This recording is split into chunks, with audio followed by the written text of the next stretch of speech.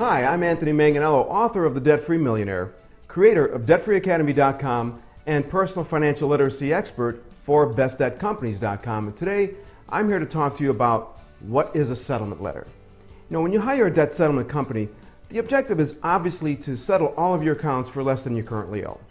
Now, once the negotiation process in any one of your accounts has been concluded, you have to make sure that a proper settlement letter has been generated, agreed to, and signed by your creditor, and all of that has to be done. Absolutely, positively must be done before any payment towards that settlement has been made.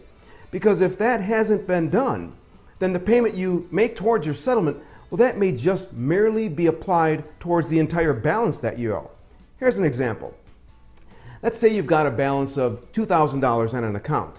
It's settled for $1,000, but without a settlement letter, if you make a $1,000 payment towards that settlement, that $1,000 could just be applied towards the $2,000 balance, and you could still wind up owing $1,000.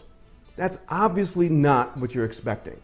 So when you execute a settlement with any one of your creditors, the settlement letter is proof that your creditor has agreed to that new term with that account for less than you owe. Because if you don't have a settlement letter, you'll have no proof that your creditor has made such an agreement to that arrangement.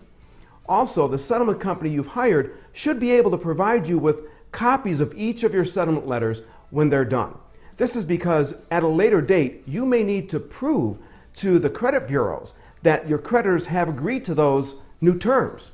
Oh, and by the way, one of the terms that your settlement company should be pushing for during the negotiation process is to have your creditor mark on your credit report that that account has been paid as agreed. And this should be in the settlement letter too.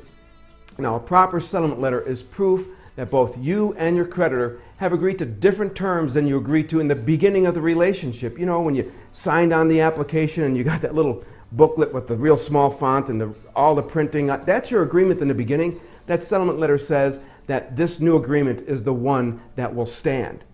You know, if you don't do this, it's basically rendering the settlement absolutely useless.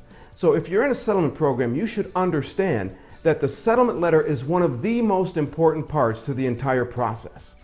I'm Anthony Manganiello, personal financial literacy expert for BestDebtCompanys.com.